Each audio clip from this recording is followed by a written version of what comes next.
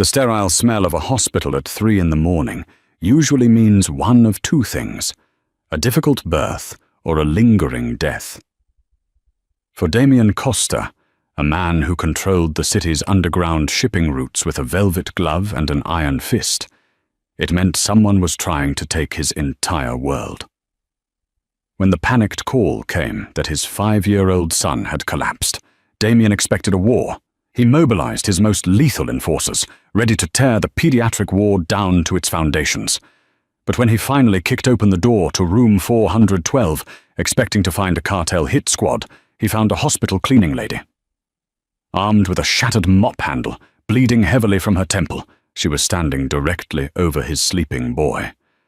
And she absolutely refused to move. Damien Costa did not panic.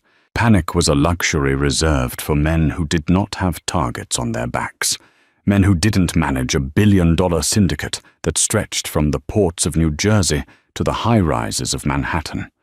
At 34, Damien was a widow, a ruthless strategist, and a father.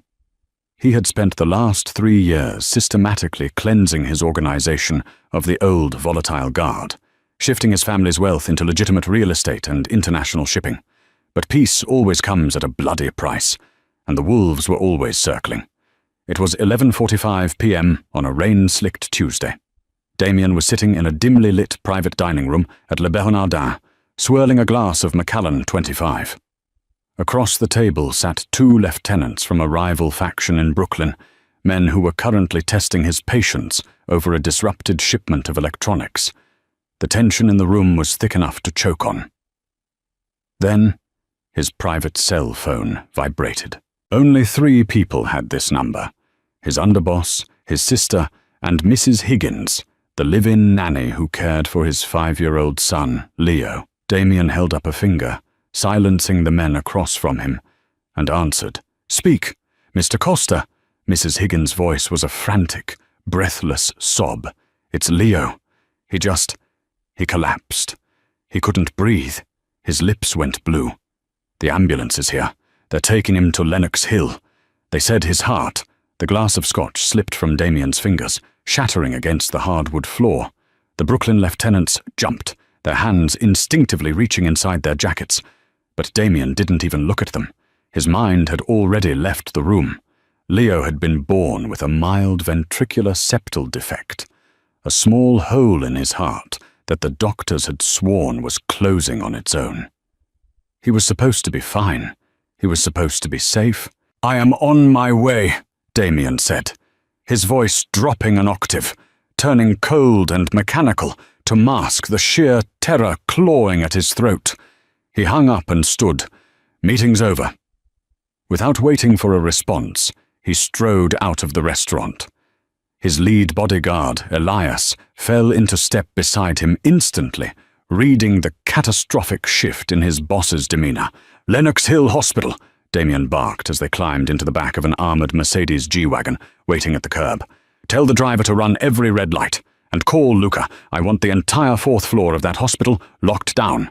Nobody gets in, nobody gets out. If the doctors have a problem with it, buy the hospital." The drive up the FDR Drive was a blur of neon lights and torrential rain. Damien stared out the window, his jaw clenched so tight his teeth ached. In his world, coincidences did not exist. A sudden catastrophic health failure in his son, the very week he was negotiating a hostile takeover of the Brooklyn docks? It defied logic. Someone had gotten to Leo. Someone had bypassed the state-of-the-art security at his Long Island estate. If they touched him, Damien thought, his hands curling into fists, "I will burn this city to the ground." When the SUV screeched to a halt in the ambulance bay of Lenox Hill, Damien was out of the door before the vehicle had fully stopped. Elias and 3 other heavily armed men flanked him as he bypassed the emergency room triage, ignoring the protests of the night staff. He flashed a black titanium credit card and a look of pure murder at the head nurse. "Leo Costa. Where is he?" "Pediatric intensive care. 4th floor, room 412, the nurse stammered, intimidated by the imposing men in tailored suits. "But sir, visiting hours." Damien was already moving towards the elevators. The ride to the 4th floor felt like an eternity. The elevator hummed, a cheerful, mundane sound that mocked the violent thumping of Damien's heart. He drew his sidearm, a sleek, suppressed Glock 19, and held it down by his side. Elias did the same. If this was a hit, the assassins would be waiting at the choke points. The elevator doors chimed and slid open. Damien stepped out, expecting to see his advance team, the men Luca was supposed to have stationed at the perimeter. Instead, the hallway was eerily silent. The fluorescent lights buzzed overhead, casting long, sickly shadows. At the end of the corridor, near the nurses' station, a security guard lay slumped over the desk. Beside him, one of Damien's own men, a seasoned enforcer named Bruno, was sprawled on the linoleum, a dark pool of crimson expanding from beneath his shoulder. Damien's blood ran cold. He had been right. It wasn't an illness. It was an assassination. "Secure the perimeter," Damien whispered to Elias. "Shoot anyone who isn't wearing scrubs. And if they are wearing scrubs and they run, shoot them in the legs." Damien moved down the hallway with terrifying speed, his eyes locked on the door of room 412. It was closed. The blinds were drawn. He didn't bother checking the handle. He took a step back, raised his right leg, and kicked the heavy wooden door with enough force to shatter the deadbolt. The door flew open, crashing against the interior wall with a deafening bang. Damien leveled his weapon, sweeping the room, his finger resting lightly on the trigger. "Get away from him!" a woman's voice screamed. Damien froze. The scene before him made absolutely no sense. The room was bathed in the dim, rhythmic blue glow of a telemetry monitor, tracing the steady, albeit weak, heartbeat of 5-year-old Leo. The boy was unconscious, an oxygen mask strapped over his pale face, an IV line snaking into his small arm. But it wasn't the boy that made Damien lower his weapon a fraction of an inch. Standing between the hospital bed and the doorway was a woman. She wasn't a cartel sicario. She wasn't a rival mobster. She was wearing standard-issue, faded blue hospital scrubs, a heavy canvas apron, and thick rubber gloves. Her dark hair was pulled back into a messy bun, but several strands were plastered to her forehead by a mixture of sweat and a steady stream of blood leaking from a deep gash above her left eyebrow. In her trembling hands, she held the jagged, splintered end of a heavy wooden mop handle. She had it leveled at Damien's chest like a spear. "I said, stay back!" she yelled, her voice raw and cracking, though she didn't retreat a single inch. Her knuckles were white from gripping the wood.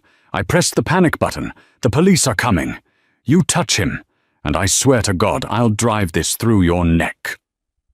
Damien stared at her, genuinely stunned. In his 20 years in the underworld, he had faced down hardened killers, corrupt politicians, and sociopathic cartel bosses. But he had never been threatened by a 130-pound cleaning lady wielding a broken Jansan mop. "Who the hell are you?" Damien demanded, his voice a low, dangerous rumble. He kept his gun out but angled it toward the floor. "I'm the person who is going to stop you from finishing the job," she spat back, her chest heaving. Blood dripped from her chin onto the linoleum. "Put the gun down!" Elias rushed into the room behind Damien, his weapon raised. "Boss, clear the—" "Stop!" Damien barked, raising a hand to halt his bodyguard. He looked around the room. A heavy medical cart had been pushed against the door as a makeshift barricade, which Damien had violently shoved aside when he kicked the door in. On the floor, near the window, lay a shattered syringe, its clear liquid pooling on the tiles. Beside it was a standard-issue doctor's clipboard, trampled and broken. Damien's sharp eyes pieced the puzzle together in seconds. The spilled liquid, the barricade, the bleeding woman, the dead men in the hall. Someone had already been here, and this woman had fought them off. Slowly, deliberately, Damien engaged the safety of his Glock and slid it back into its shoulder holster. He raised his empty hands, palms facing outward. "I'm not here to hurt him," Damien said. his voice softening, though the intense, predatory edge never left his eyes. "That boy in the bed. He is my son. I am Damien Costa." The woman's eyes widened, darting from Damien to Elias, and then to the little boy in the bed. She scrutinized Damien's face, tracing the shared features, the sharp jawline, the dark, intense eyes that Leo also possessed. The adrenaline that had been holding her together seemed to evaporate all at once. The splintered mop handle drooped, the tip hitting the floor with a hollow clack. "Your son," she breathed out. Her knees buckled. Damien moved faster than he had in years. He closed the distance and caught her by the arms before she could hit the floor, guiding her gently to a small vinyl visitor's chair in the corner of the room. Up close, he could see the extent of her injuries. The cut on her head was deep, likely requiring stitches, and an ugly, dark bruise was already forming on her jaw. "Elias, get a medic in here, now," Damien ordered without looking back. "No," the woman gasped, grabbing Damien's expensive suit jacket with a blood-stained rubber glove. "No doctors, you can't trust them. Not right now." Damien looked down at her. "What is your name?" "Maya," she whispered, wincing as she pressed a sterile gauze pad from her apron pocket against her bleeding head. "Maya Lawson." "Maya," Damien said, kneeling beside her chair so he was at eye level. He ignored the blood transferring onto his bespoke lapel. "Tell me exactly what happened in this room." Maya took a shaky breath, her eyes locked on the steady rise and fall of Leo's chest. "I was on my shift, doing the floor buffers in the hallway. I noticed the security guard at the desk was asleep. I thought he was just slacking off, but then a doctor walked past me. He was wearing a white coat, a surgical mask, and a stethoscope. A doctor in the pediatric ICU isn't unusual," Damien noted. "At 1 a.m. it is," Maya corrected, her voice gaining a bit of strength. "Dr. Evans is the attending tonight, and he's doing rounds on the 3rd floor. I know the rotation. But this man, he didn't check the chart outside the door. He didn't sanitize his hands at the wall dispenser. He just walked straight in. And his shoes." "His shoes?" They were heavy, leather combat boots. Not clogs, not sneakers. Doctors don't wear boots on a 12-hour shift. They wear hokas or danskos. Damien felt a flicker of profound respect cut through his anxiety. This woman possessed an observational awareness that rivaled his best lookouts. "So you followed him?" Damien prompted. "I looked through the window on the door," Maya continued, shivering slightly. "He was standing over your son. He pulled a syringe from his pocket. It didn't have a pharmacy label. He was going to inject it directly into the IV line. I just reacted. You went in. I hit the door with my mop bucket. I shoved it right into the back of his knees. He stumbled, and I hit the panic alarm on the wall. He turned around and swung at me. He had a heavy flashlight or something in his hand. Hit me in the head." Maya closed her eyes, fighting off a wave of dizziness. "I went down, but I swung the mop handle upward and caught him in the throat. He dropped the syringe. By then the alarm was blaring down the hall. He looked at the boy, looked at me, and bolted out the emergency stairwell door." Damien stared at the shattered syringe on the floor. If that had gone into Leo's bloodstream, potassium chloride, a massive dose of insulin, or an untraceable paralytic, Leo would have suffered a fatal heart attack. The initial collapse at home had just been the setup to get him into a vulnerable, predictable environment like a hospital bed. "He's still in the building," Elias said from the doorway, having listened to the entire exchange. "The local police are pulling up downstairs, responding to the panic alarm. But our guys are sealing the exits." Damien stood up. The fragile peace he had built in the city was dead. Whoever had orchestrated this had crossed the ultimate line. But right now, his only priority was the sleeping boy in the bed, and the fiercely brave woman sitting in the corner. "Maya," Damien said, turning back to the cleaning lady, "why did you do it? You clean floors. You don't get paid to fight off professional hitmen. You could have walked away. You could have let it happen and stayed alive." Maya looked up at him. Beneath the blood and exhaustion, there was a profound, unshakable sorrow in her brown eyes. "Because a hospital is supposed to be a safe place for a child," she said softly. 3 years ago, I sat in a hospital room, just like this one, watching monitors, praying to a God I wasn't sure was listening. I lost my daughter. Her name was Lily. She looked over at Leo. I couldn't save my little girl, but I could save him. So I did. Damien, a man who had long ago buried his empathy beneath layers of survival instinct and brutality, felt something fracture in his chest. The wail of police sirens pierced the night, growing louder as NYPD cruisers converged on Lenox Hill. The flashing red and blue lights reflected off the rain-streaked window of room 412, casting a chaotic strobe effect over the sterile white walls. "Boss," Elias warned, stepping into the room and checking his watch. "The cops are in the lobby. Hospital administration is throwing a fit. We can't hold the perimeter much longer without starting a firefight with the NYPD, and we cannot afford that kind of heat tonight." Damien ignored him for a moment, walking over to Leo's bed. He gently placed his large, calloused hand against his son's cheek. The boy's skin was cool, his breathing shallow but steady. The doctors at the ER had pumped him full of steroids and sedatives to stabilize his respiratory distress, completely unaware that the distress had likely been induced by a microscopic dose of a localized toxin, just enough to trigger a 911 call. "We are leaving," Damien declared, pulling his hand away and turning to face Elias. "Call Dr. Aris. No, Dr. Samuel Bennett. Tell him to prep the underground clinic beneath the Brooklyn shipyard. We are moving Leo." "Move him?" Maya protested, struggling to stand up. "Are you insane? He's sedated. He needs continuous cardiac monitoring. You can't just unhook him and throw him in a car." Damien looked at her, his expression unreadable. "If he stays here, he dies. The man who tried to kill him bypassed my security, killed one of my best men, and walked into this room unquestioned. Whoever orchestrated this has people on the inside. I don't trust the doctors here. I don't trust the police who are walking into the lobby right now. I have a private medical facility that is an absolute fortress." "He needs a stabilized transport unit," Maya argued, stepping between Damien and the bed again, though less aggressively this time. "If his oxygen saturation drops during the ride, do you know how to intubate a 5-year-old? Because I highly doubt your heavily armed friends do." Damien narrowed his eyes. "You seem to know an awful lot about medical protocols for a janitor, Miss Lawson."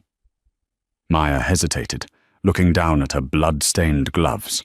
"I was a pediatric trauma nurse at Johns Hopkins for 6 years, before Lily got sick. Her medical bills destroyed me. I lost my license because I started stealing painkillers from the pharmacy to cope after she died. Cleaning floors was the only union job I could get with a criminal record." The room fell silent, save for the rhythmic beep of the heart monitor. Damien processed this information. It explained her quick thinking, her recognition of the fake doctor's anomalies, and her fierce protectiveness over a sick child. She wasn't just a bystander. She was a disgraced, grieving professional who had just found redemption at the end of a mop handle. "Elias," Damien said sharply, "prep the armored ambulance we keep at the Midtown garage. Get it to the loading dock in 5 minutes." He then turned his full attention to Maya. "You're coming with us." Maya took a step back. "Excuse me." "No. I saved your kid. I did my good deed. I'm going to go talk to the police, give a statement, and go home to my tiny, overpriced apartment." "You can't go to the police," Damien said, stepping closer. The imposing aura of the Mafia Boss radiated from him, heavy and suffocating. "The man who was in this room wasn't a street thug. He is a high-tier professional. He saw your face. He knows you intervened. By tomorrow morning, whoever hired him will know exactly who Maya Lawson is. If you stay here, if you go to the police, you will be dead before the weekend." Maya swallowed hard, the reality of the situation crashing down on her. You're in the Mafia. You're Damien Costa, the shipping magnate. I've read about you in the papers." "The papers only print half the truth, and it's the boring half," Damien replied smoothly. "You saved my son's life tonight, Maya. In my world, a debt of that magnitude is sacred. I protect what is mine, and right now you are the only reason my son is breathing. That puts you under my protection." "I don't want your protection." "It wasn't an offer," Damien stated, his tone leaving absolutely no room for negotiation. "Elias, unhook the monitors. Maya, pack whatever medical supplies you need from this room to keep him stable for a 20-minute drive. We go down the freight elevator to the loading dock." Before Maya could protest further, heavy footsteps echoed in the hallway. A team of 4 NYPD officers, weapons drawn, burst through the stairwell doors, shouting commands. "NYPD, drop your weapons!" a sergeant roared down the corridor, aiming his flashlight at Elias and the other guards. Damien didn't even flinch. "Elias, handle them. Buy us 3 minutes." Elias smirked, dropping his weapon to the floor and raising his hands, casually walking out of the room to intercept the officers, fully prepared to be arrested, to give his boss an opening. Officers, calm down. Let me show you my concealed carry permits." Damien turned to Maya. 3 minutes. Unhook him. Now." Pushed by a chaotic mix of fear, instinct, and the undeniable command in Damien's voice, Maya snapped back into her old persona. The grieving mother and the tired janitor vanished, replaced by the Hopkins trauma nurse. She moved with lightning precision. She silenced the alarms on the telemetry unit, clamped the IV lines, and expertly transferred Leo from the wall oxygen unit to a portable green oxygen tank strapped to the base of the bed. "He's detached. But we can't roll this bed down a freight elevator unseen," Maya said, her heart pounding against her ribs.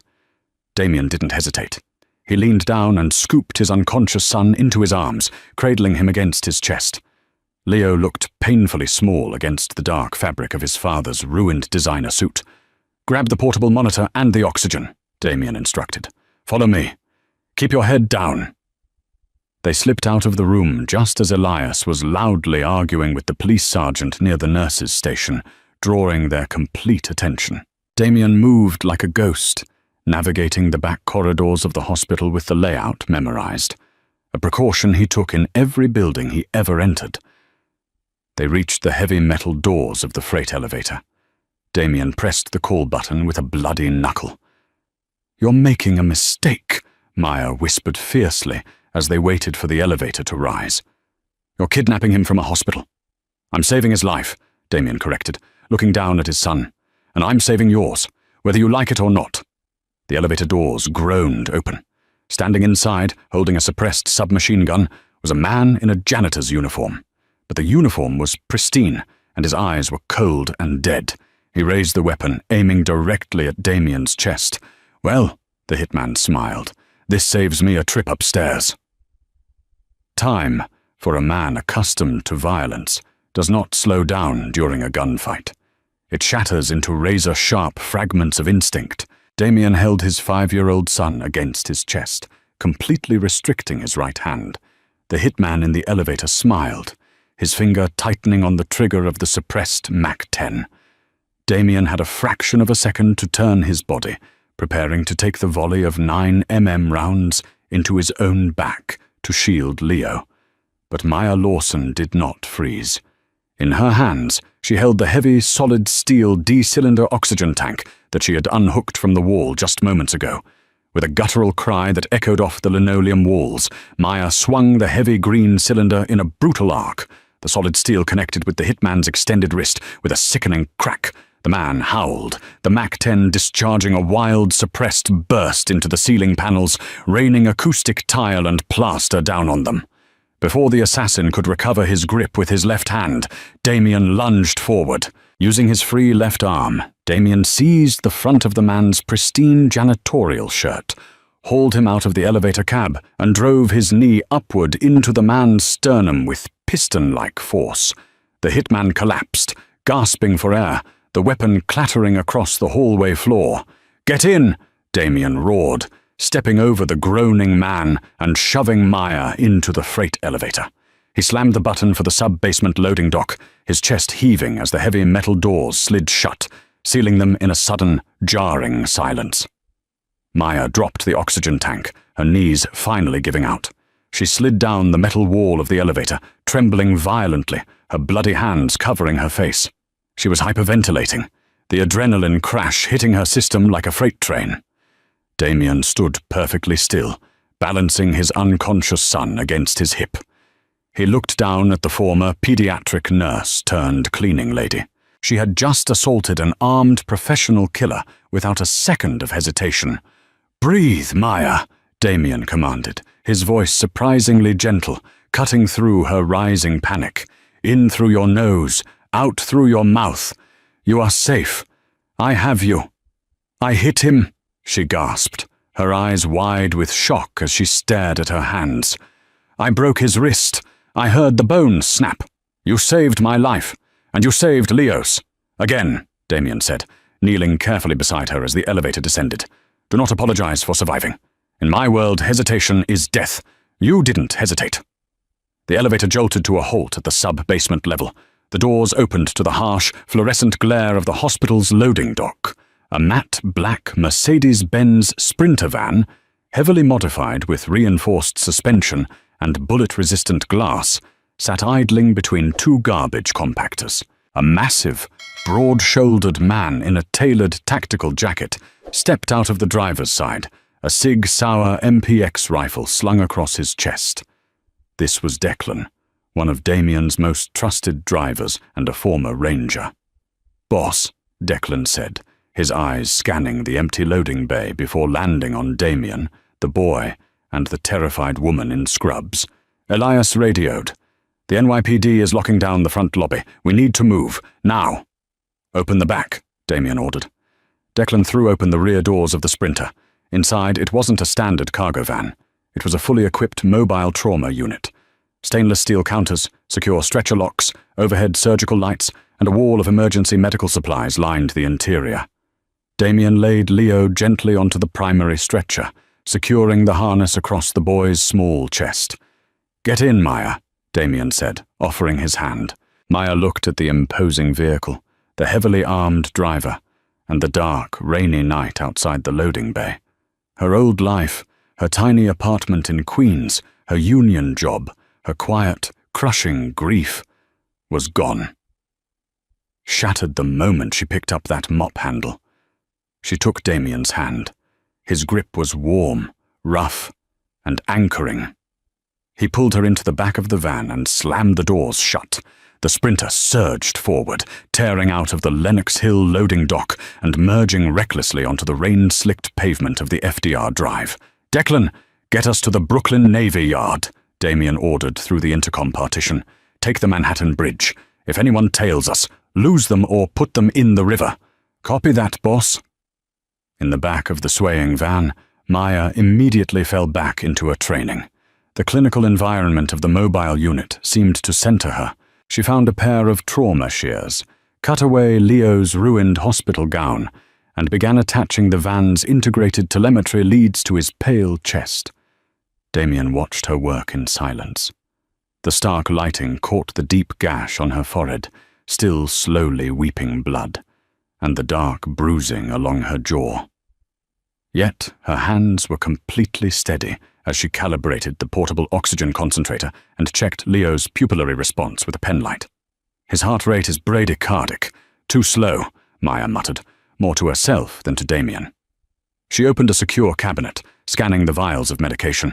The ER doctors gave him a standard corticosteroid for the respiratory distress, but if the assassin at your house slipped him something before the collapse, the steroids might be masking the true toxidrome.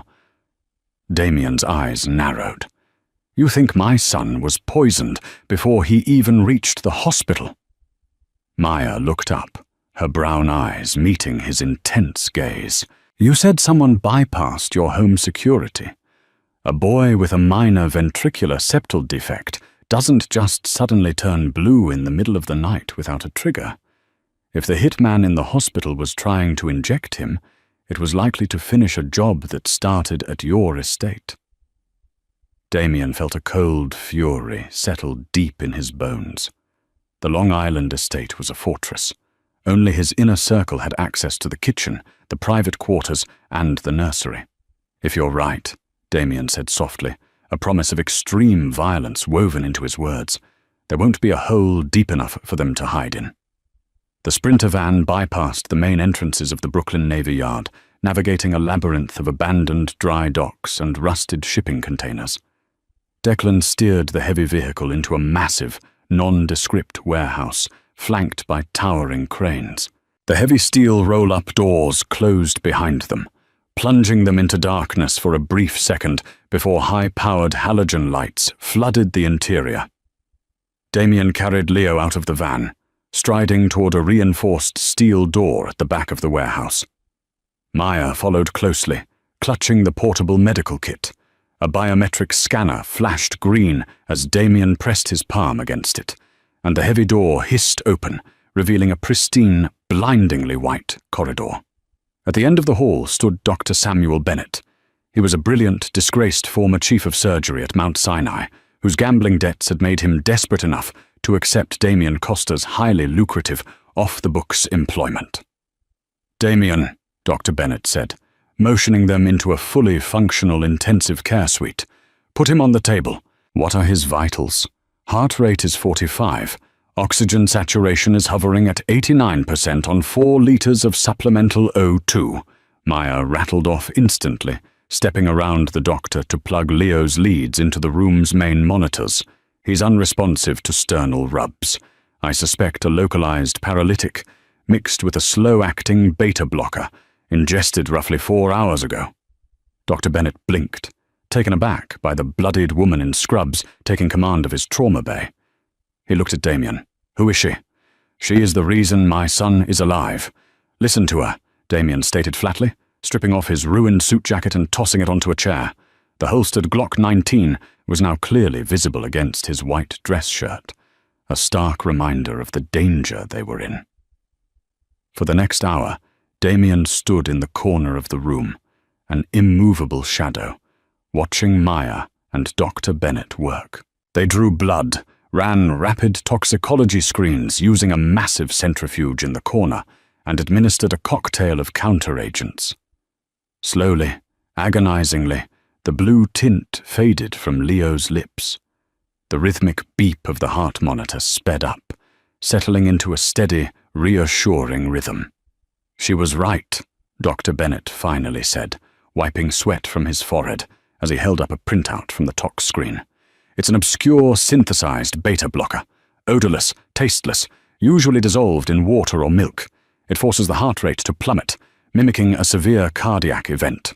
If he hadn't gotten to the ER when he did, his heart would have stopped entirely." Damien stepped forward, his expression carved from stone. "Milk.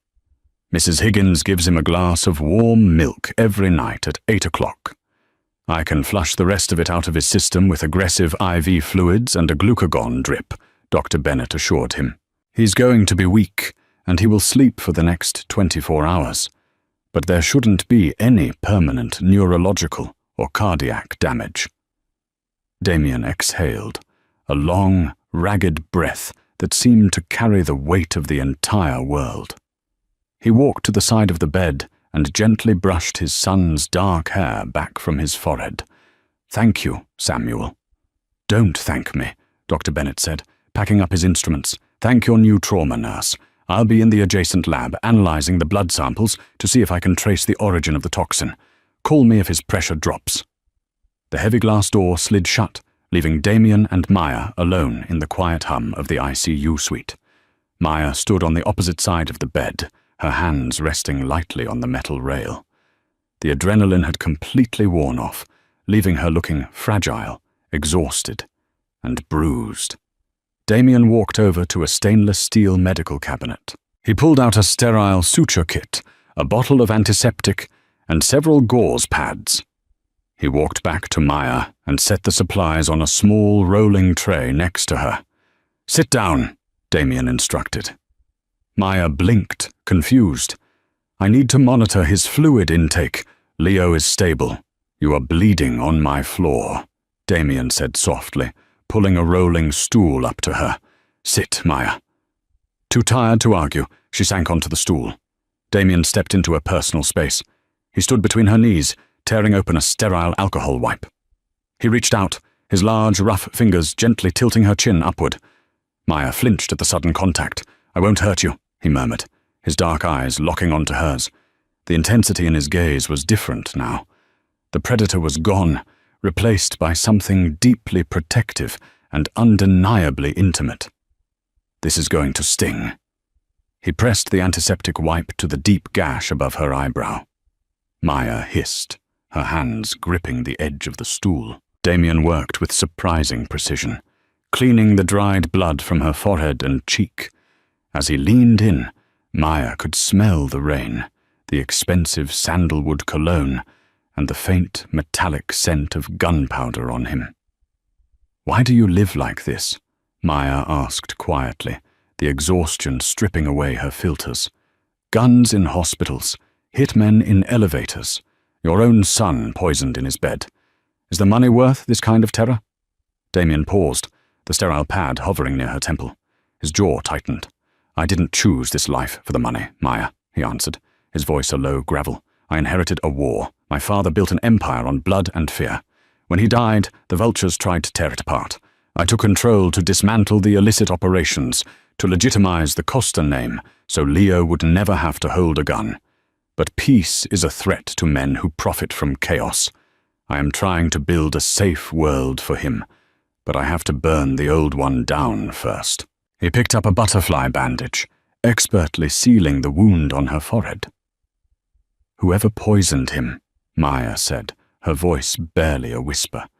"They had to be close to you, to get to his milk." "Yes," Damien agreed, his eyes darkening.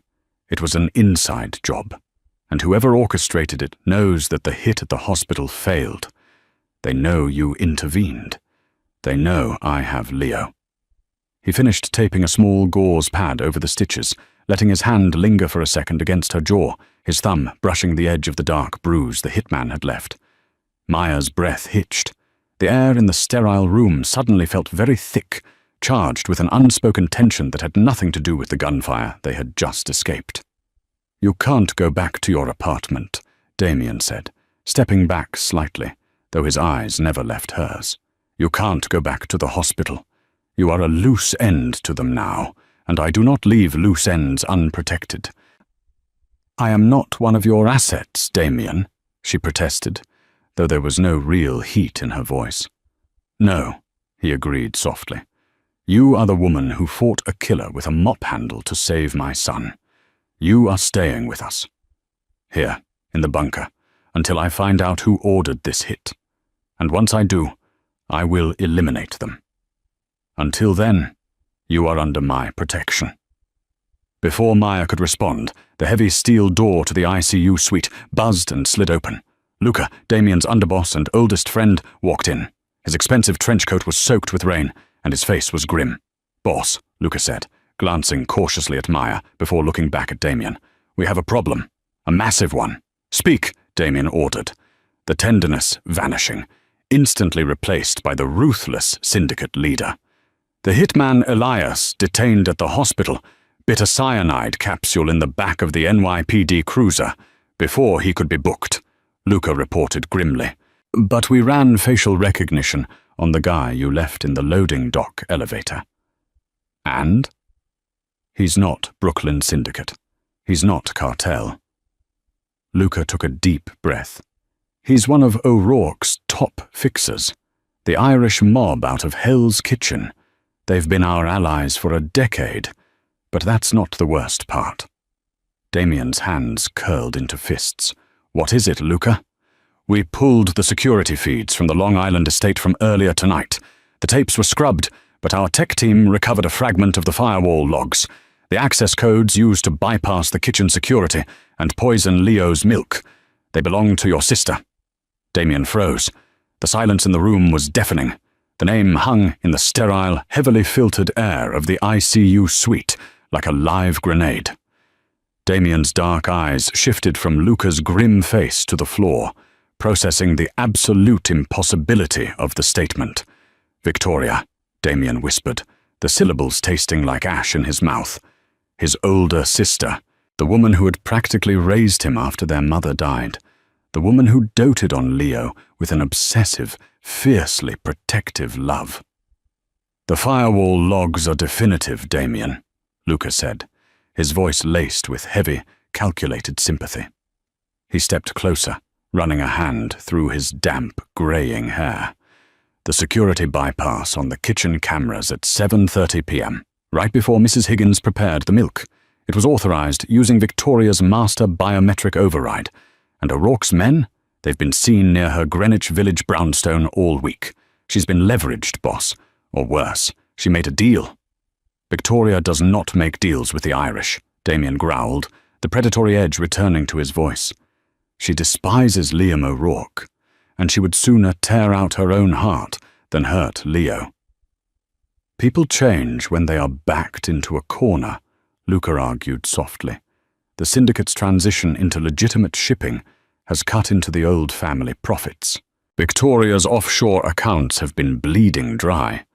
O'Rourke wants the Brooklyn docks. Maybe he offered her a percentage to step out of the way and remove the only heir." Maya stood silently near the heart monitor, her hands trembling slightly. She watched the two men, feeling entirely out of her depth, but acutely aware of the shifting, dangerous dynamics in the room. Her eyes darted to Luca. There was something in his posture, a stiffness in his shoulders, a deliberate pacing, that made her clinical instincts flare. As a trauma nurse, she was trained to read micro-expressions, to anticipate panic or aggression in volatile patients. Luca didn't look like a man delivering heartbreaking news to his oldest friend. He looked like a man reciting a rehearsed script. "I need to see her," Damien declared, grabbing a fresh suit jacket from a nearby chair and checking the magazine of his Glock 19. "If O'Rourke has his claws in my sister, I will sever his hands. If she betrayed me, I will handle it." "I'll come with you," Luca offered immediately, reaching inside his tailored coat. "No," Damien commanded. "You stay here. Lock down the shipyard. Nobody gets in or out of this bunker. Elias and Declan will come with me to the village. You protect my son, Luca. And you protect Maya." Maya felt a cold spike of dread nail her feet to the floor. "Damien, wait!" Damien paused at the reinforced steel door, turning back to her. The hardened Mafia Boss softened for a fraction of a second. "I will be back, Maya. I swear it on my life. Keep him breathing." Before she could voice the irrational, gnawing panic in her chest, the heavy steel door slid shut, the biometric lock engaging with a heavy thud. Maya was left in the underground bunker with Dr. Bennett, the sleeping boy, and Luca. For the first 20 minutes, the bunker was dead silent, save for the rhythmic, reassuring beep of Leo's telemetry monitor. Dr. Bennett retreated to his adjacent lab to analyze the blood samples, leaving Maya and Luca alone in the main trauma bay. Luca stood by the door, his arms crossed, staring blankly at the wall. Maya busied herself by checking Leo's IV line and adjusting the flow rate of the glucagon drip, but her peripheral vision remained locked on Damien's underboss. "You're very good at your job, Miss Lawson," Luca said suddenly, his voice echoing slightly in the sterile room. "I'm just following standard pediatric toxicology protocols," Maya replied evenly, keeping her back to him as she charted Leo's vitals on a clipboard. "It's a shame, really," Luca mused, taking a slow step away from the door and moving toward the center of the room. Damien is a brilliant tactician, but his fatal flaw has always been his sentimentality. He brings a civilian, a hospital janitor no less, into a secure facility because she showed a little bravery. He leaves his most valuable asset unguarded because he's chasing a ghost. Maya froze, her pen hovering over the paper.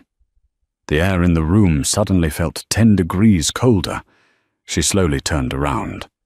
Luca had a suppressed Heckler and Coke USP tactical pistol drawn, the matte black barrel aimed directly at her chest.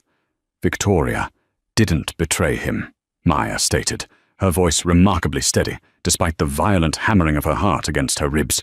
The puzzle pieces violently slammed together in her mind.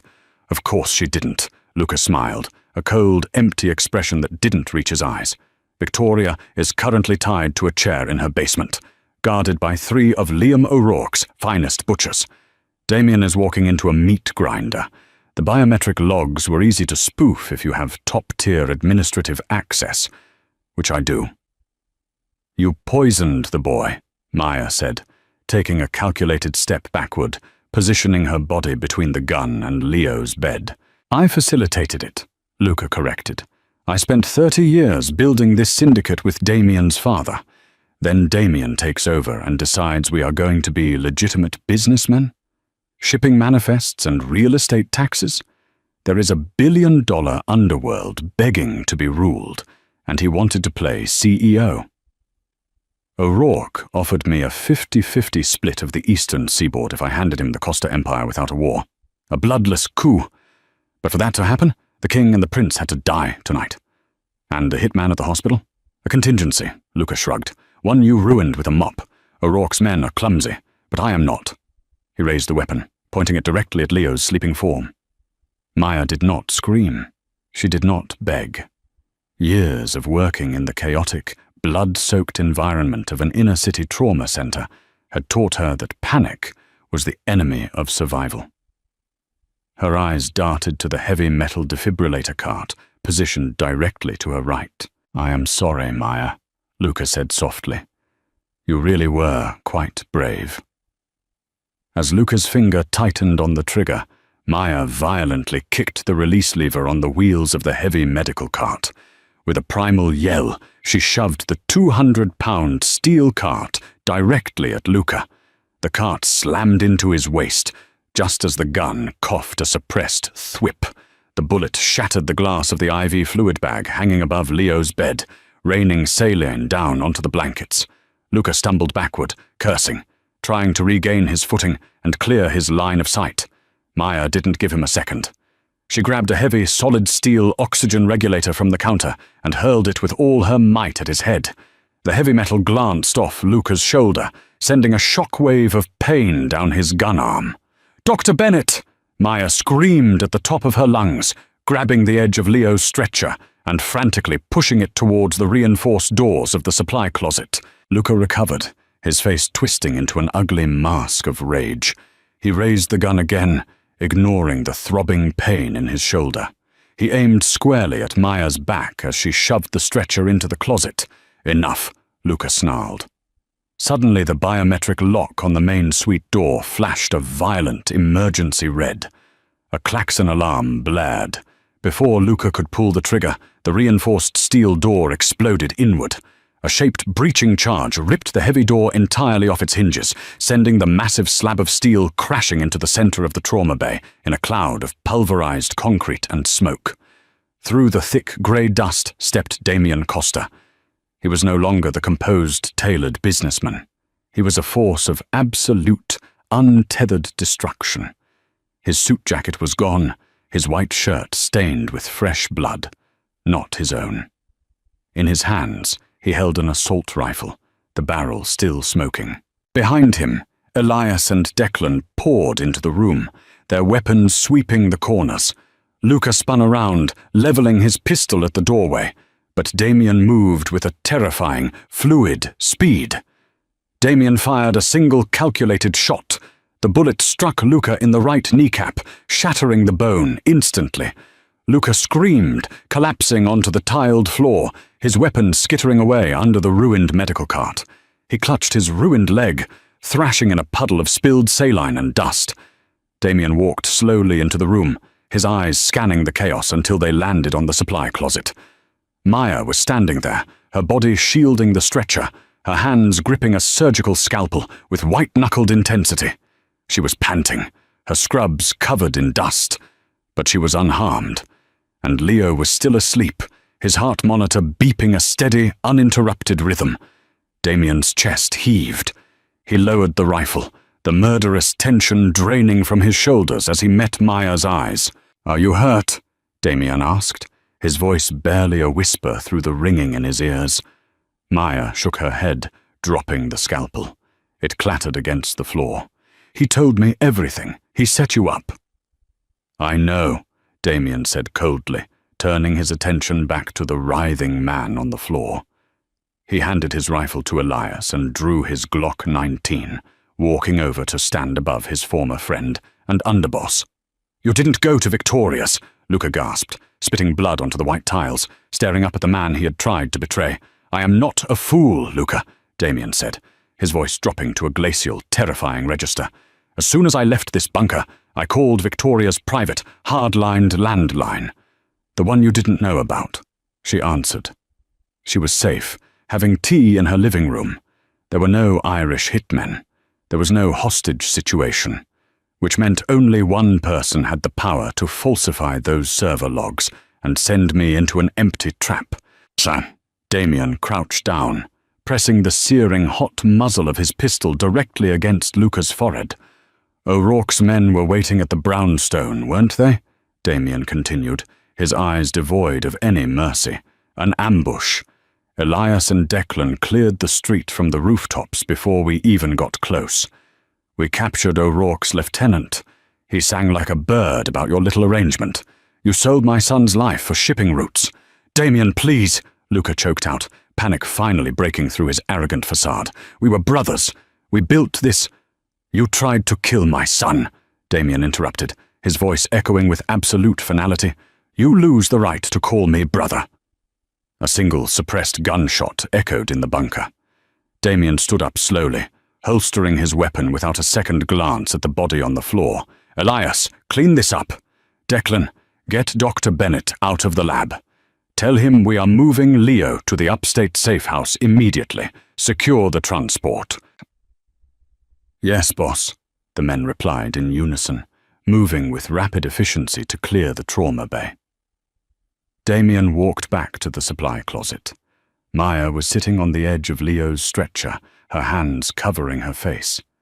The adrenaline had finally, completely vanished, leaving behind the crushing weight of the night's violence. Damien stepped into the closet and knelt beside her. He reached out, his large hands gently engulfing her trembling wrists, pulling them away from her face. "It's over," Damien said softly. "O'Rourke is finished. His syndicate will be dismantled by morning. The threat is gone." "I was a nurse," Maya whispered, tears finally spilling over her eyelashes, cutting clean tracks through the dust and dried blood on her cheeks. "I saved lives. Tonight, I swung a metal tank at a man's head. I pushed a cart into a gunman. I don't know who I am anymore." Damien shifted closer. He reached up, his thumb gently wiping a tear from her cheek, careful of the bandage he had applied earlier. "You are a mother who knows what it means to lose a child," Damien said, his voice thick with raw, unfiltered emotion. "You are a warrior who stepped into the dark to protect a boy who wasn't even yours. You didn't lose yourself tonight, Maya. You found your fire again." He looked down at Leo, who shifted slightly under the blankets, his breathing deep and normal. The poison was fully flushed. He was safe. "I owe you a debt I can never repay," Damien said, looking back into Maya's brown eyes. "But I spend the rest of my life trying. If you want to go back to your quiet life, I will ensure you have enough money to never work another day. I will erase your record. I will give you the world." Maya looked at the ruthless, dangerous man kneeling before her, a man wrapped in darkness, who loved his son with a blinding, desperate light. She thought of her empty, cold apartment. She thought of the hollow grief she had lived in for 3 years. "I don't want a quiet life," Maya said softly, her fingers curling around Damien's hand. "I just want a safe one." Damien's grip tightened on her hand, a small, genuine smile breaking through the heavy shadows of his face. "Then you stay with us. Always." 3 years later, the name Costa no longer struck fear into the underground syndicates of New York. Damien had meticulously dismantled the last remnants of his family's illicit empire, trading absolute power for absolute peace. The sprawling Long Island estate was no longer guarded by men with assault rifles, but by standard security, filled instead with the sound of laughter. In the newly funded pediatric wing of Lenox Hill Hospital, Prominently named the Lily Lawson Memorial Center, Maya Costa stood in a crisp white lab coat. Her medical license had been fully reinstated, a quiet miracle orchestrated by her husband's high-powered legal team. She watched proudly as 8-year-old Leo cut the ceremonial ribbon, completely healthy and thriving. Damien stood beside them, his arm wrapped securely around Maya's waist, looking at his wife and son with a reverence reserved only for the divine. The violence of their past was buried deep, replaced by a profound, hard-won redemption. A mafia king had fallen, but a father and a family had been saved by the unwavering courage of a woman with a mop.